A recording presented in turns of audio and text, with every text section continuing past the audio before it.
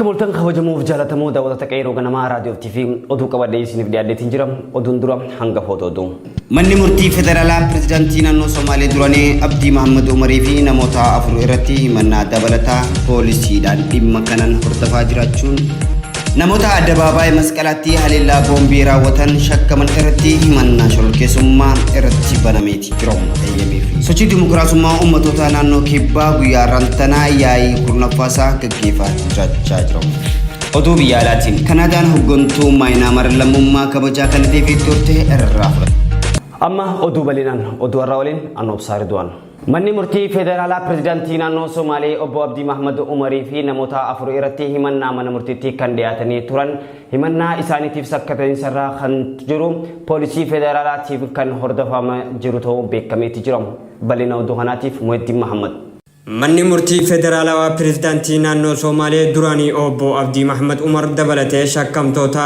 أفر إرتي يرون كورونو دبلتا بوليسوتا ديما خانا هوردو فاجرانيف ايامون غبا فميتي جرام عالمول فكاتون اكا غبا سخنتي غارين بوليسي فدرالا كورونا خانا غيسا جيرتو abdi illen dabalate shakkamtoonni afur irratti namoota 18 ajjeefamanii fi namoota 438 miidhaan qaamaa irraan gahee ragaaleen mana yaalaa khurfeesuu isaa fi meeshaalee waraanaa lakkoofsan 9 ta'an to'annoo jala akka oolfamaniif dhaddachaaf ibsameeti jira. Manni murtichaa dhaddacha oolee kanaan yaada isaanii dhaggeeffachuun shakkamtoota kana qoratanii walqixxeessanii poolisoonni akka dhiyeessaniif guyyoota 10 dabalatee manni murtichaa eeyyameeti jira. وتبجي كل جابركم لما في كل مجال في فني الدبابة كستي هريرة ذكر سامو من منستيرا دكتور أبي أحمد بافمي إرتي بومبي دربامين شكم توتو شن إرتي من ناندياتي تجرام كتيانو تيسين في دياتو الدبابة مسكلاتي هللا بومبي راوتشون شكم من إرتي من نانشر كيسوم ما بنامي تجرام وضيفنو فول بندي دم سديد بركم لما في كل سديد بي أكيد سوتي هللا هريرة ذكر سامو من منستيرا دكتور أبي أحمد إبسوداف وتبجي كل جام بركم لما في كودن مغالا فينفني الدباباي مسكلاتي غغيفامي إرتي الراوتمين نموني لما أجيفمني نموني دبا في شنتم مداونيس نياد تمام نموتا أيك كان راوتشون شك من إرتي أبان ألنغا فدرالا همن ناشرور كيسوما كان بني تودا سبيك كميتي جرم أبان ألنغا همن إسا كان إرتي حليلان كنمو ميچا منستيرا جيسوف كان كرور فمي جيتي جرم نموني يكا شرور كيسوما تين همتمن أبو جيتو جرمان أبو برهانو جافر أبو تلاهم كتاچو أبو بارو تولسافي أبو بارو تصفايتهم بكميتي جرم أبان ألنغاه من نامن مرتي تفديسي رتي شكمتوني بلچنسا أبي أحمد بلچو هنك أبو جتشودان بيتين أدى بلسما أرموتين هجنمو قبدين كايوجو كان كواتيتو إبسيتي جرام منا كان إرتي يالي أجتشاكون دبرتي أدى جنة تاميرو يوكانو تولشي تاميرو جتشودان بكمتون كينيا مغالا نيروبي كيس جراتو كان كنديف ميجون إبساميتي جرام هللان وتبجي كرجا بركم لما في كودن مغالا فيني مسكال أدى باباي ريرا ديگر سامو مي منستر إثيوبيا دكتور أبي أحمد تازيفا من لبون نموتاتي في ميدان نموترتي دكابامي أبان ألنغا قرنو تايسو إرتي كما بوداتين قرنو خنان أزبي يكا خنا قام خنا راوتي يچودان هنگا منتنا همنا إرتي بناجراتون سامبي كميتي جرم sochii dimokiraasummaa ummatoota naannoo kibbaa guyyaa rantana magaalaa Hawaasaatti gaggeeffamaa jiru irratti paartiin obbolaa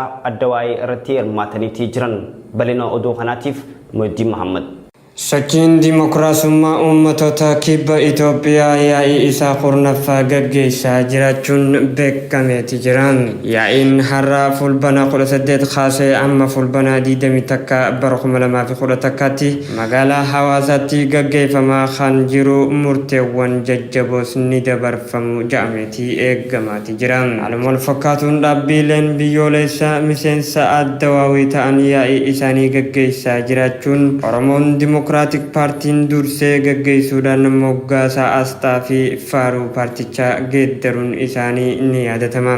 Yeroo ammaan dura uummannoonni saba paartiilee adda addaa keessatti argaman Itoophiyaa duraanii irraa gara Itoophiyaa haarawaa jijjiiruutti kan qindeeffatan yommuu ta'u fulbana 16 bara 2011 magaalaa Maqaleetti addi bilisummaa uummata Tigraay kan gaggeessite ta'uunis ibsameeti jira. Akkasumatti kanatti aansuudhaan kaleessa immoo magaalaa magaalaa Bahar Daaritti sochiin dimokiraasummaa saba Amaaraa yaa'ii isaa kan eegalee xumurarratti waan gaariidhaan addaan bahan ta'uun beekameeti jira. Yaa'iin dhaabbatummaa saba dimokiraasummaa uummata kibba Itoophiyaa kurnaffaa kanarratti namoonni kumni tokko ol kan hirmaatan yoo ta'u akkasumatti namoonni hedduunis 800 kan tahan sagaleedhaan hirmaataniiti jiran jechuun beekameeti jiran.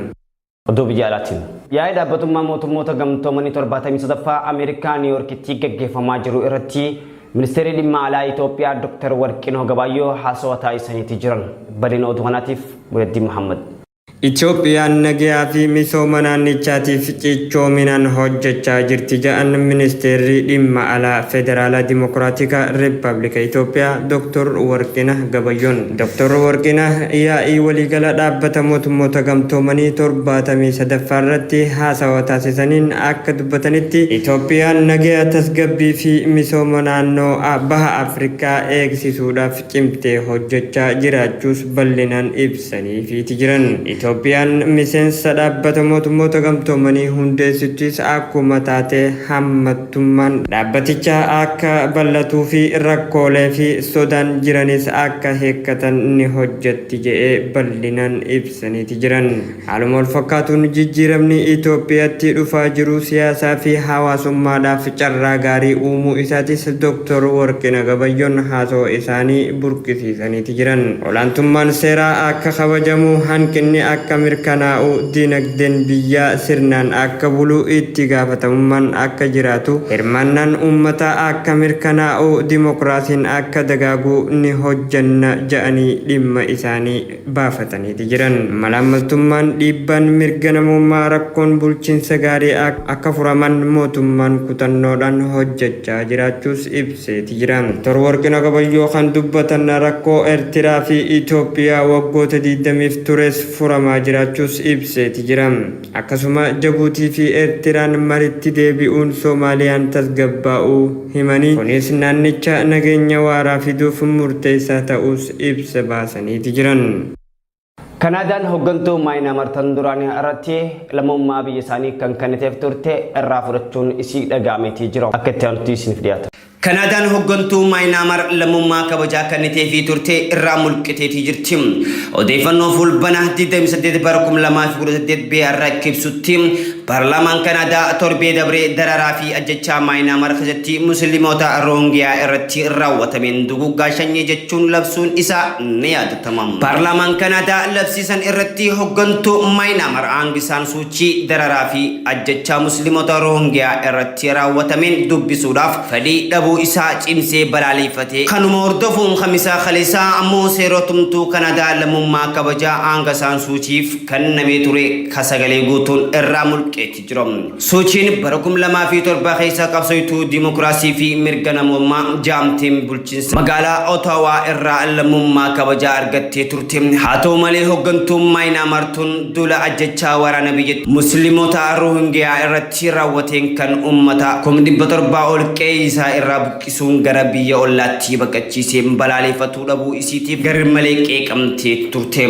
Haaluma wal fakkaatuun bara dabreellee bulchiinsi magaalaa Oxford UK badhaasa kabajaa mi'eessisuu Kyiif kennee tures duguggaa sanyii musliimoota Rohingiyaa irratti raawwatame dhaabsisuu dhabuu isiitiif kan irraa mulqe ta'uunis ni yaadatama. Maddi oduu kana Al Jazeeraadha. Tolee kabajamuuf jaalatamuu daawwattoota keenya oduun arraaf qabadee isiniif dhiyaadhee hanga oduu biraatiin wal agarruu kan nagaa walitti dhaammannu ta'a. Yeroo ganamaa raadiyoo fi TV'n akkuma ammaan dura sagantaalee keenya boodatti beeysa raammisoo asoosama seenaa isiniif qabatee isiniif dhiyaata guyyaa jimmataaf sabtii alhadee isin jenne arra qabannee dhiyaanneeti jirra. Oduu teenyaan boodatti itti aanee itti fufa. Kanaaf nu hordofaa isin jenna. Yeroo ganamaa raadiyoo fi TV'n miidiyaa uummataa.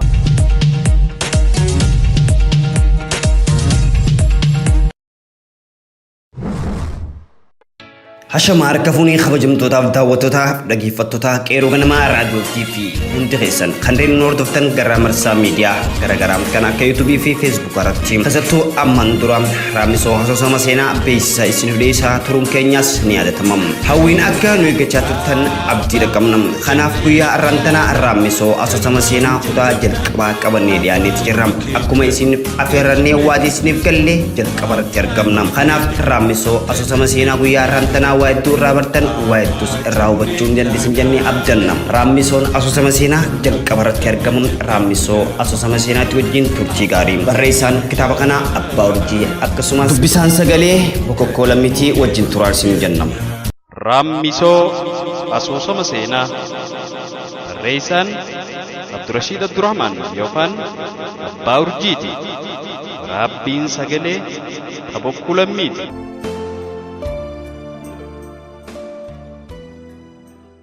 Hurbuun biyyoo xiqqoo walakkaa baadiyyaatti argamtu. Bitaa fi mirga isiitiin tulluulee dhedheertuu lama kanneen akka guntuta dubaraatti dhaabbatantu argama. Kanarraa kan ka'e gariin guntutee ja'aniin. Warri maqaa kanaan yaaman irra hedduun dargaggoota. Isaan malees kanneen jecha huni afaanii bahu ijoollee fi manguddoota. Hurbuun gaara lamaan marfamtu. Gaarran lameen keessaa tokko saaqqata. Saaqqata gaara daggalaan dhuunfatame kan bineeyyiin adda addaa keessatti wal horani. Kana malees gaara aduun gubbaan futtaatee hurbuun bultee jettu. Kaan gaara cululleeti. Gaarri culullee gama dhiyaa aduutiin akka risaa barrisutti goblaa bal'isee magaalaa gad daawwata. Gama mirgaatiin miila magaalaa jalaan galaana guddaa gawwisaa ja'amuutu bonaa fi ganna kan addan cinne yaa'a. Gawwisaan lafa fagoorraa laggeen hedduu liqimsaa dhufee hurbuttis akkuma aadaa isaatti ba'aa hamma tokko ofirraa hambisee waan harkees fuudhee amna itti fufa. Bona amalli isaan beekamu yeroo garii hallayyaa karaa godhatee keessa deemurraan balaqee lafa hamma fedhe dhuunfatee jihaa fedhe dhangala'a. Gaafana mukkeen gurguddaa hundeetti buqqisee deemuun malees darsa adda addaatiin tirata. Gaafni reefka namaa irraa buusanis hedduudha. Kan gawwisaa moggaafameefis haala isaa callisaa shokomsaa malee waa galaafatu kanarraahi. Kan maqaa kana baasaniif ummata naannoo Hurbuuti. Otoo achiin ga'inii fi sanii gatiinis maqaalee birooti qaba. Kanarraan kan ka'e gariin galaana maqa hedduu ja'anii. Gawwisaan gaafa itti tolte bakka itti dhiphattetti gobeensa lama liqimsa. Iddoo hallayyaa keessaa dirreetti ol bahetti lafa bal'inni maxxansa 5 caalu keessa burraaqame. Gawwisaan ganna dabree warra goojjoo ooyrotaa keessa bulanii fi kanneen odoo qaxxaamuran galaafatuun gaaga'ama fidullee jireenya namaa sa'aa hurbuu fi naannoo hedduudhaati. Hawaasan lafa inni keessa deemutti dhihaatan hundaaf lubbuudha. Dhugaatiif irraa waraabbatan. Huccuu itti miiccatan. Qaama itti dhiqatan. Beeyladaa fi ooyiruu dheebuu ittiin baasan. Magaalaan Hurbuu tan lafa mukkeen gurguddaa akka waaccuu, burquqqee, uttee fi dhaddacha mukkeen yeroo dasan Hurbuu harcaasaniin dur dhuunfatamaati turte. Eega dhaabbatte dhaloota lakkaawwanne. Qubattoonni Hurbuu hammi tokko warruma achiiti. Baadiyyuma isaaniitu itti magaalawe. Gariin warra baadiyyoota naannawa isii keessaa itti galanii. Gariinis warra jireenya mi'eessuuf bakka biraarraa itti godaananii. Kanneen firri achitti itti tole harkisees baay'eedha. Odoo darasummaa deemanuu warri achitti hafanis heddumina hin qabaatin malee warra lakkoofsa keessa seenu. Warri Hurbuu dhuunfatan keessaafuu sooreyyiin warra jalqaba daldalaaf naannoo san dhudhufaa turani. Warri iddoo magaaleessanis isaan kana. Jarri kuni daldaltoota baadiyyaa keessa deddeemanii buna bitaa turani. Yeroo dheertuu dura raaree amma magaalaa walakkaa jirtu qubsuma torbaanii godhatanii salaasaa hunda miizaanarra dhaabbachuudha jalqaban. Haalli kuni buna naannoo kanaa oomishamu guddise. Oomishni bunaa guddachuun daldaltoota bituuf dhufan heddummeeyse. Sanbira taree warra baadiyyoota keessa deddeemanii shaqaxa gurguratan harkise. Akkanatti bitii fi gurgurri naannoo sanitti jalqabamee waan naannoon oomishturraa bituu fi kan hawaasni achi barbaadu fiduufiin walitti dhaabbate. Lafti guyyuma salaasaa qofa namni itti wal argaa ture xiqqoo xiqqoon qubataa argattee onummaadhaan nagayatti jette. Kan qubate maatii horaa dhufe. Kanneen firri achitti itti toluu dhagayan hiree isaanii laallachuuf gama hurbuu yaa'utti seenan. Haala kanaan odoo hin turin qubattoonni hurbuu baay'atan. Raareen bal'oon daldalli torbaanii keessatti adeemsifamaa ture walakkatti dhiifamtee magaalaan ji'a hundaan adda dhifamuu jalqabde. Dhaddachaa fi waaccuun umriif jaarraa lakkaawwatan buqqaafamanii daggalli ciramee tusiileenis mancaafamanii manneeniin bakka bu'an. Haala kanaan yeroo gabaabaa keessatti hurbuun guddattee ganda oliitii fi kan gadiitti adda qoodamte. Baay'ina namaa waliin barbaachifni daldala adda addaa dhufee dukkaannan huccuutii fi kanneen shaqaxaa biratti manneen hawaaraa maqaayii fi suguyyaa dhadhaabbatan. Warri huccuu hodhanis heddummaatan. Isaan malees tumtuu fi sayyaaqoonni quufa magaalaa dhagayan naannoo adda addaarraa itti yaa'an. Seedanni garii abbaa dhuunfattee hojjetaa dabalachuuf yeroo dheertuun barbaanne. Haalli kuni dargaggoota baadiyyaa kanneen muqasqasii fi shaayiin magaalatti deddeebisaa turteef sababa achitti hafuu uume. Fedhiin magaalatti galuu kan diinagdeef qaban daran ta'uun abbootii daldalaatiif ifaa waan ta'eef mindaarratti wal dhabbiin hin turre. Baadiyyaarraa magaalatti deddeebi'uu mannaa idduma hojii jiraachuun fedhii garalachuu tahee argame. Akkasiin hojjettoonni garii abbaa daldalaa bira galanii achumaa nyaachaa dhugaa fi jaarratti lakkaawwachuu jalqaban. Mindaan nyaataa dhugaatiif wahuu irraan baafne heddummachuuf yeroo dheertuun barbaadu. Kanaaf fijaan walitti qabamu dafee baay'ate. Abbootii daldalaa kanneen horiin irratti heddummachaa dhufe keessaa gariin fijaa intalaan siif kennaa fi ilmaan si godhadhatti bakka buusuu jalqaban. Kuni shamarran baadiyyaa yaachise. Yaaddoo isaanii kanaas Arabaa fi adareen biyyoo hubbuu guutte si dhabuufiin jiraadha lubbuun na sodaatte. Walaloo jettuun heelleelee keessaan dhageessisuu jalqaban. Gama dargaggootaatiin Arabaa fi adareen dantaaf hurbuu guutte qarxamna haa godhu yoon jiruun si gate. Deebisaa jettuun shamarran addachiisuuf ijibbaanni godhamullee malli abbootii daldalaa dardara garee irratti dhugoomuu hanqanne. Akkuma dubri baadiyyaa shakkanitti dargaggeeyyiin garii qaadhimaa baadiyyaa dhiisanii shamarran abbootii daldalaa fuudhuun achumaan qabeenyaa fi gosummaa dhaalutti seenan. Magaalaan guddoon hurbutti dhiyaattu Dorroba. Hurburraa Dorroba dhaquun amna miila qeerootiin guyyaa guutuu fudhatama. Guyyaa tokko dhaqanii irraa galuun hin danda'amu. Ganna galaanaa fi horofninuu karaa deemuu namatti hin dhiisan. Yeroo biraatiis daggala karaa dubartoonni kophaa deemuu ni sodaatan.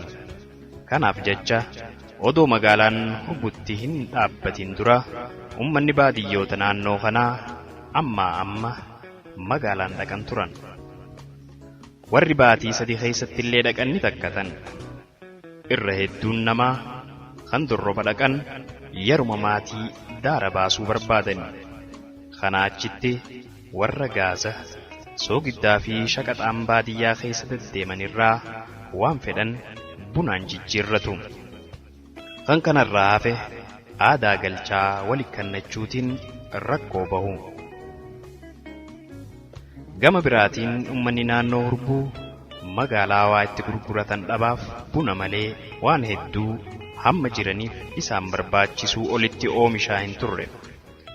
Jimaallee hunduma hamma irraa qamahan qofa ooyiruu keessaa qabaachaa turan. Lafti isaanii bu'uuraa malees masnoon tallaggeen bitaa fi mirgaan keessa dhangala'an kan qotu dhabdee ifumaaf waan feetu magarsaa turte. Kana malees dur Hurbuu fi naannawa isiitti shankoora birkiin somayyoo dargaggeessaa geehuutu dhihana geejjibaa ture. Muuzni nyaata jaldeessaa, zayituunni midhaan shimbirrootti beekama. Daggala naannoo sanii keessa mukkeen midhaan isaanii nyaadhamaa kanneen biraatiin wal qixa. Namni karaa gabaabaa deemu dumucoo guduunfachuu isan barbaachisu. Xurree karaarraa odoon fagaanne bitaa fi mirgaan wanni nyaadhamaa hunda irratti bilchaatanii urgaa isaatiin maaloo na biran dabrina na nyaadhaa jiru. Ijoolleen gandaa bisiilee kana guyyaa guutuu waan garaa'eef kutaa oolaniif galgala warra midhaan hin gaafatan ture. Kuni haala naannoo sanii kan odoo Hurbuun hin magaalawiniiti. Magaalawwan Hurbuu naannawa sanitti jijjiirama hedduudha fide. Dura ummata naannoo sanii biyyoo durroobaa deemuu hanqise. Itti aansee oomishaa fi qabeenya naannoo sanii kanneen gatii qabaachaa hin turin itti gatii godhe. Kanneen qisaasawaa bahan qaaleesse. Buna bira dabree kuduraa fi muduraan qanani'an.